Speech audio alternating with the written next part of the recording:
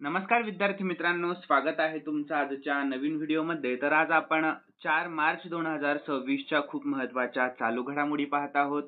तर विद्यार्थी मित्रांनो, आजचा आपला व्हिडिओ सुरू करण्याच्या अगोदर आपण कालच्या वन लाइनर स्वरूपाच्या चालू घडामोडी पाहून घेऊया तुमच्या रिव्हिजनसाठी. तर कालचा आपला पहिला प्रश्न होता, तर मार्च 2026 मध्ये कोणत्या देशाने चुकून अमेरिकेची 3 F-15 फायटर जेट्स पाडली आहेत? तर कुवेत.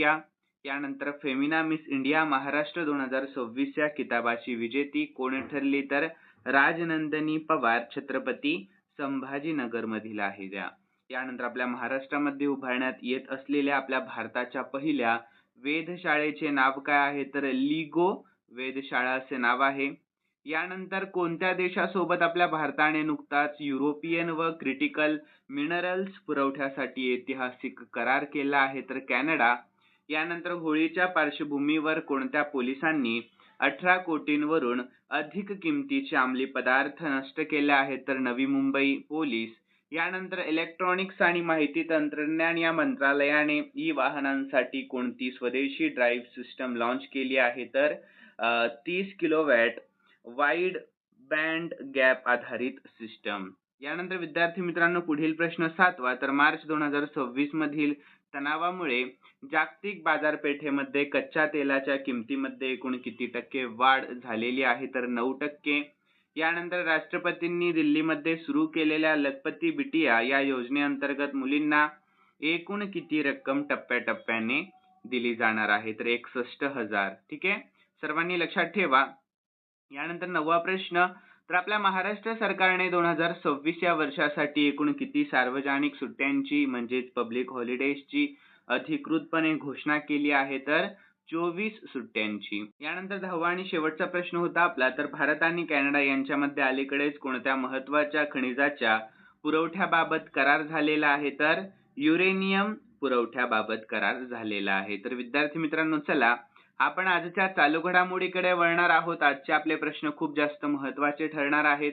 तर चला पहिला प्रश्न पाहूया. तर साखर उत्पादनामध्ये 2025-26च्या हंगामामध्ये आपल्या भारत देशामध्ये कोणते राज्य प्रथम क्रमांकावर राहिले आहे? तर ते राज्य आहे आपले महाराष्ट्र राज्य. कोणते राज्य? तर महाराष्ट्र.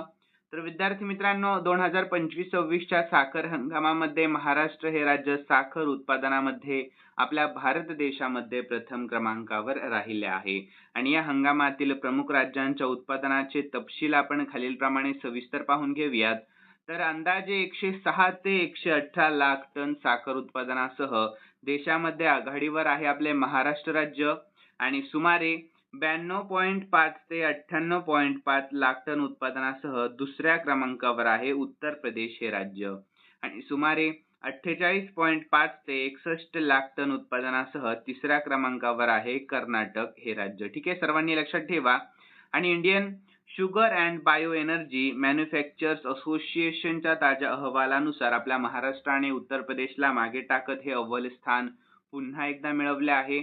आणि फेब्रुवारी 2026 अखेरपर्यंतच्या आकडेवारीनुसार आपल्या महाराष्ट्रातील साखर उत्पादन गेल्या वर्षीच्या तुलनेमध्ये लक्षणीयरित्या खूप वाढले आहे. यानंतर दुसरा प्रश्न. मार्च 2026 मध्ये होणाऱ्या राज्यसभा निवडणुकीसाठी मतदानाची तारीख काय आहे? तर याचे योग्य उत्तर ऑप्शन सी 16 मार्च 2026 ही तारीख ठेवण्यात आली आहे. कोणती? तर 16 मार्च 2026. तर विद्यार्थी मित्रांनो, मार्च 2026 मध्ये होणाऱ्या राज्यसभा निवडणुकीसाठी मतदानाची तारीख 16 मार्च 2026 अशी निश्चित करण्यात आली आहे. आणि निवडणूक आयोगाने जाहीर केलेल्या वेळापत्रकानुसार महत्त्वाचे टप्पे देखील आपण पाहूयात. तर मतदानाची तारीख 16 मार्च 2026 सकाळी 9 ते दुपारी 4 या वेळेमध्ये आहे आणि मतमोजणी 16 मार्च 2026 सायंकाळी 5 वाजता आणि नामांकन अर्ज भरण्याची शेवटची तारीख 5 मार्च 2026 आणि अर्जाची छाननी तर 6 मार्च 2026 आहे. यानंतर अर्ज मागे घेण्याची शेवटची तारीख आहे 9 मार्च 2026 आणि ही निवडणूक महाराष्ट्रातील 7 जागांसाठी एकूण 10 राज्यांमधील 37 रिक्त जागांसाठी घेतली जात आहे.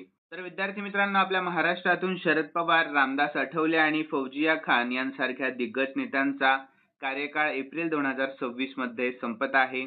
यानंतर तिसरा प्रश्न.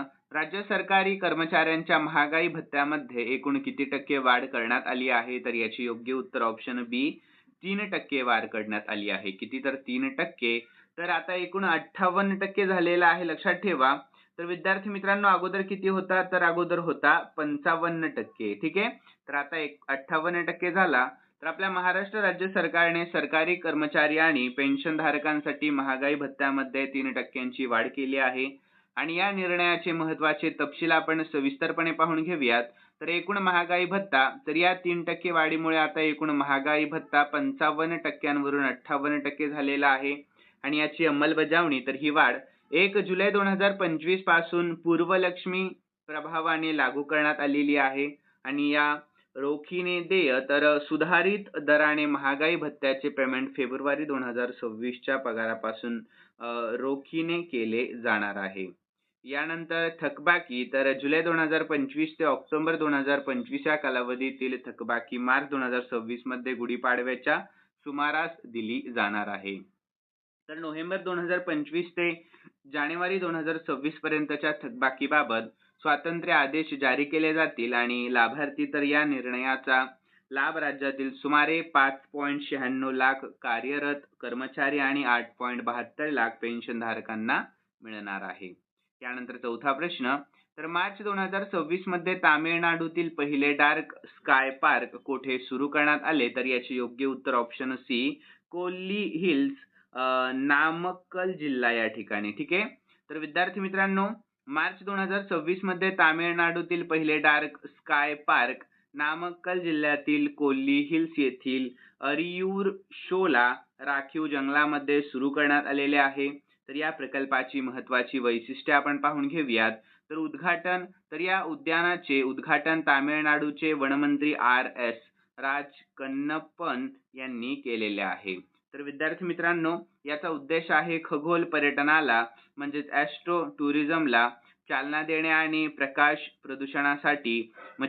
प्रदूषणापासून नैसर्गिक रात्रीच्या आकाशाचे संरक्षण करणे, हा या मागचा मुख्य उद्देश असणार आहे. तर या निवडीचे कारण, तर कोल्ली हिल्सची निवड त्यांच्या समुद्रपाटीपासूनची अधिक उंची, दाट जंगल आणि कृत्रिम प्रकाशाच्या अत्यल्प अडथळा यामुळे करण्यात आली. आणि याची सुविधा, तर या उद्यानामध्ये तारे आणि ग्रह पाहण्यासाठी 3 अत्याधुनिक दुर्बिणी बसवण्यात आल्या आहेत आणि हे उद्यान सौर ऊर्जेवर चालते. आणि याची वेळ, तर हे उद्यान दरवर्षी 15 जानेवारी ते 15 जून या कालावधीमध्ये पर्यटकांसाठी खुले राहील, तर पावसाळ्यामध्ये ते बंद असणार आहे.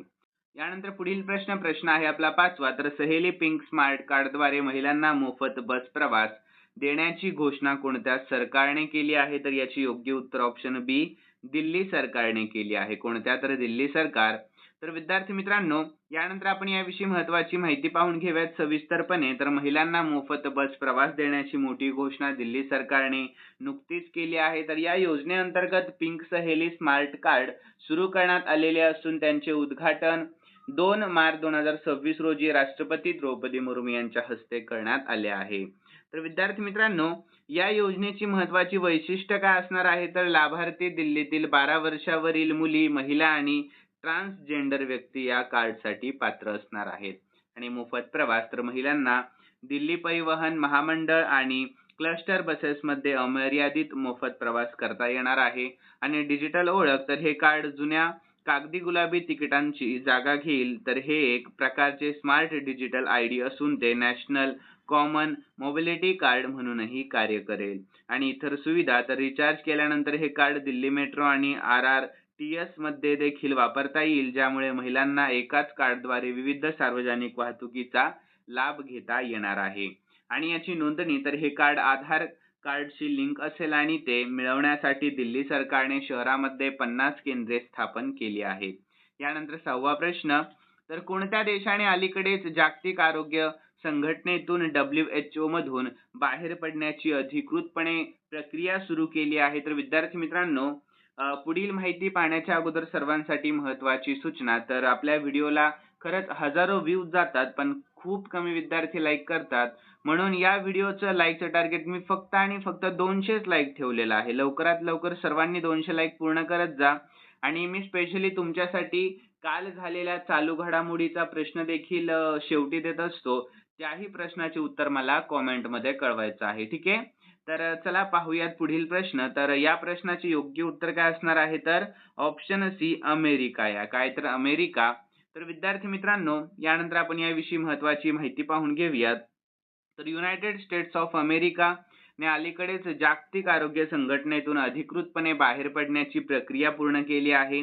तर विद्यार्थी मित्रांनो, या प्रक्रियेचे महत्त्वाचे टप्पे आणि कारणे खालीलप्रमाणे आपण सविस्तरपणे पाहून घेऊया. तर अधिकृत घोषणा. तर राष्ट्राध्यक्ष डोनाल्ड ट्रम्प यांनी त्यांच्या दुसऱ्या कार्यकाळाच्या पहिल्याच दिवशी 20 जानेवारी 2025 रोजी एका कार्यकारी आदेशावर स्वाक्षरी करून WHO मधून बाहेर पडण्याची औपचारिक प्रक्रिया सुरू केली होती. तर प्रक्रिया पूर्ण. तर 1 वर्षाचा नोटीस कालावधी पूर्ण झाल्यानंतर अमेरिका 22 जानेवारी 2026 रोजी अधिकृतपणे या संघटनेतून बाहेर पडली. तर याची मुख्य कारणे. तर अमेरिकेने या निर्णयासाठी खालील कारणे दिली होती. तर कोविड-19 साथीच्या रोगाचे WHO ने केलेले चुकीचे व्यवस्थापन, संघटनेमध्ये आवश्यक सुधारणा करण्यास नाकार, चीनचा संघटनेवरील आवाजवी राजकीय प्रभाव आणि परिणाम. तर या निर्णयामुळे अमेरिकेने WHO ला दिला जाणारा सर्व निधी थांबवला आहे आणि या संघटनेमध्ये काम करणारे आपले कर्मचारी व कंत्राटदार परत बोलावले आहेत. तर 1948 मध्ये WHO ची स्थापना झाल्यापासून या संघटनेतून बाहेर पडणारा अमेरिका हा पहिला देश ठरला आहे. तर विद्यार्थी मित्रांनो, 7वा प्रश्न. पात्र उत्पादकांसाठी EMI ही नवीन आयात शुल्क सुविधा कधीपासून लागू होणार आहे? तर याचे योग्य उत्तर ऑप्शन सी 1 एप्रिल 2026 पासून लागू होणार आहे. केव्हापासून सर्वांनी लक्षात ठेवा, तर 1 एप्रिल 2026 या दिवशीपासून. तर यानंतर आपण याविषयी महत्त्वाची माहिती पाहून घेऊया. तर पात्र उत्पादकांसाठी एलिजिबल मॅन्युफॅक्चरर इम्पोर्टर हा नवीन आयात शुल्क सुविधा 1 एप्रिल 2026 पासून लागू होणार आहे आणि या सुविधेची महत्त्वाची वैशिष्ट्ये आणि अटी आपण पाहून घेऊयात. तर अंमलबजावणी कालावधी. तर ही सुविधा 1 एप्रिल 2026 पासून सुरू होऊन 31 मार्च 2028 पर्यंत म्हणजे 2 वर्षांच्या कालावधीसाठी उपलब्ध होईल. आणि अर्ज प्रक्रिया. तर इच्छुक उत्पादक 1 मार्च 2026 पासून AEO पोर्टलवर ऑनलाईन अर्ज करू शकतात. तर विद्यार्थ्यांना मुख्य फायदा याचा. तर या योजनेअंतर्गत पात्र उत्पादक आयात केलेल्या मालाचे क्लिअरन्स करताना त्वरित आयात शुल्क न भरता ते दर महिन्याला EMI स्वरूपात भरू शकणार आहेत. आणि पात्रता. तर ज्या उत्पादकांचे सीमाशुल्क आणि GST अनुपालन उत्तम आहे त्यांनाच हा लाभ मिळणार आहे. तर विद्यार्थ्यांनो, MSME या क्षेत्रातील विद्यमान AEO T1 दर्जा असलेल्या संस्थाही यांसाठी अर्ज करू शकतात. तर याचा उद्देश आहे उत्पादकांकडील खेळते भांडवल वाढवणे, रोकड सुलभता सुधारणे व ईज ऑफ डुईंग बिझनेसला चालना देणे हा या योजनेचा मुख्य हेतू असणार आहे. यानंतर 8वा प्रश्न. 3 मार्च 2026 रोजी कोणती महत्त्वाची खगोलीय घटना घडली? तर याचे योग्य उत्तर ऑप्शन सी खग्रास चंद्रग्रहण म्हणजेच ब्लड मून ही. ठीक आहे. तर विद्यार्थी मित्रांनो, यानंतर याविषयी महत्त्वाची माहिती पाहूया. तर 3 मार्च 2026 रोजी खग्रास चंद्रग्रहण ही महत्त्वाची खगोलीय घटना घडली. तर याला ब्लड मून असेही म्हटले जाते, कारण पूर्ण ग्रहणादरम्यान चंद्राला गडद तांबूस किंवा विटकरी रंग प्राप्त झाला होता. तर विद्यार्थी मित्रांनो, या घटनेची काही ठळक वैशिष्ट्ये आपण खालीलप्रमाणे पाहून घेऊयात. तर आपल्या भारतातील दृश्यता. तर हे ग्रहण आपल्या भारतातून दिसले. विशेषतः आपल्या भारताच्या बहुतांश भागामध्ये चंद्रास्ताच्या वेळी किंवा चंद्रोदयाच्या वेळी या ग्रहणाचे अंतिम टप्पे पाहता आले.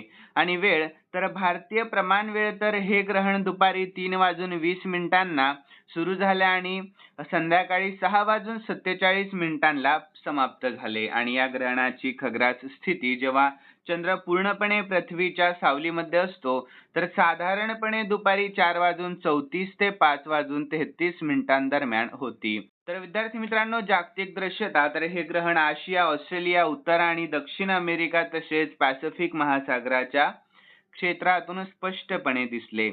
तर विशेष योगायोग. तर हे चंद्रग्रहण फाल्गुन पौर्णिमेला म्हणजेच होळीच्या दिवशी आले होते. आणि दुर्मिळता. तर 2026 मधील हे पहिलेच चंद्रग्रहण होते.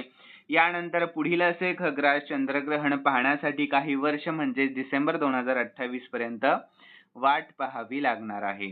तर या व्यतिरिक्त 3 मार्च रोजी व मून ही पौर्णिमा देखील होती, जी दरवर्षी मार्च महिन्यामध्ये येते. तर विद्यार्थी मित्रांनो, यानंतर 9वा प्रश्न महत्त्वाचा आहे, सर्वांनी या प्रश्नाकडे लक्ष द्या. तर 3 मार्च रोजी साजरा करण्यात आलेल्या जागतिक वन्यजीव दिवस 2026 ची संकल्पना काय होती, म्हणजेच थीम. तर याचे योग्य उत्तर असणार आहे ऑप्शन बी, औषधी आणि सुगंधी वनस्पती, आरोग्य, वारसा आणि उपजीविकेचे जतन करणे. ठीक आहे. तर विद्यार्थी मित्रांनो, 3 मार्च 2026 रोजी साजरा करण्यात आलेल्या जागतिक वन्यजीव दिवसाची मुख्य संकल्पना औषध आणि सुगंधी वनस्पती, आरोग्य, वारसा आणि उपजीविका जतन करणे ही होती. तर विद्यार्थी मित्रांनो, या संकल्पनेची काही प्रमुख वैशिष्ट्ये आपण खालीलप्रमाणे पाहून घेऊयात. तर वनस्पतींचे महत्त्व, मानवी आरोग्य, सांस्कृतिक वारसा आणि स्थानिक लोकांच्या उपजीविकेसाठी औषधी व सुगंधी वनस्पतींच्या महत्त्वपूर्ण भूमिकेवर यावर्षी प्रकाश टाकण्यात आला. आणि याचा उद्देश तर औषधी वनस्पतींच्या विविधतेचे प्रदर्शन करणे आणि अधिवास नष्ट होणे, हवामान बदल व अतिवापर यामुळे त्यांच्यावर येणाऱ्या दबावाबाबत जनजागृती करणे हा यामागचा मुख्य उद्देश होता. तर विद्यार्थी मित्रांनो, ऐतिहासिक संदर्भ, तर दरवर्षी 3 मार्च हा दिवस CITES या करारावर स्वाक्षरी झाल्याच्या स्मरणार्थ साजरा केला जातो. आणि याचा सहभाग, तर या वर्षीच्या उत्सवासाठी CITES सचिवालयाने संयुक्त राष्ट्र विकास कार्यक्रम म्हणजे UNDP आणि इतर आंतरराष्ट्रीय संस्थांसोबत भागीदारी केली होती. यानंतर आपण 10वा आणि शेवटचा प्रश्न पाहूयात. हा प्रश्न देखील खूप जास्त महत्त्वाचा आहे. तर संयुक्त राष्ट्रांच्या सुरक्षा परिषदेच्या बैठकीचे अध्यक्षपद कोणी भूषवले? तर ऑप्शन सी, मेलानिया ट्रम्प यांनी. कोणी? तर मेलानिया ट्रम्प. तर विद्यार्थी मित्रांनो, संयुक्त राष्ट्रांच्या सुरक्षा परिषदेचे अध्यक्षपद हे दर महिन्याला 15 सदस्य राष्ट्रांमध्ये इंग्रजी वर्णक्रमानुसार आलटून पलटून फिरते. तर मार्च 2026च्या चालू महिन्यासाठी संयुक्त राष्ट्रांच्या सुरक्षा परिषदेच्या बैठकीचे अध्यक्षपद युनायटेड स्टेट्स अमेरिका भूषवत आहे. तर या महिन्यातील एका महत्त्वपूर्ण घडामोडीमध्ये अमेरिकाच्या प्रथम महिला मेलानिया ट्रम्प यांनी 2 मार्च 2026 रोजी मुले, तंत्रज्ञान आणि संघर्ष क्षेत्रातील शिक्षण या विषयावरील सुरक्षा परिषदेच्या बैठकीचे अध्यक्षस्थान भूषवले आहे. आणि एखाद्या राष्ट्राच्या प्रथम महिलेने सुरक्षा परिषदेच्या बैठकीचे औपचारिकपणे नेतृत्व करण्याची ही पहिलीच वेळ आहे.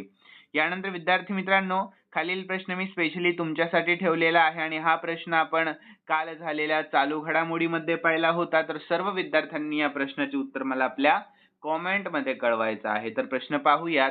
कोणत्या देशाच्या सर्वोच्च नेत्याच्या मृत्यूमुळे जगामध्ये खळबळ उडाली? तर सर्वांनी योग्य उत्तर आपल्या कॉमेंटमध्ये कळवा. आणि तुम्हाला व्हिडिओ कसा वाटला हे देखील सर्वांनी सांगा.